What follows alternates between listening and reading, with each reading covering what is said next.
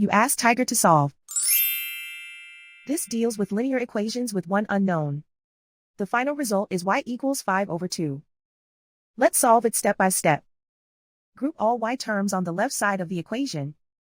Subtract 5y from both sides. Group like terms. Simplify the arithmetic.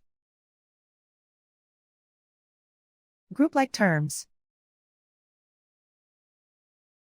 Simplify the arithmetic. Group all constants on the right side of the equation. Subtract 3 from both sides. Simplify the arithmetic.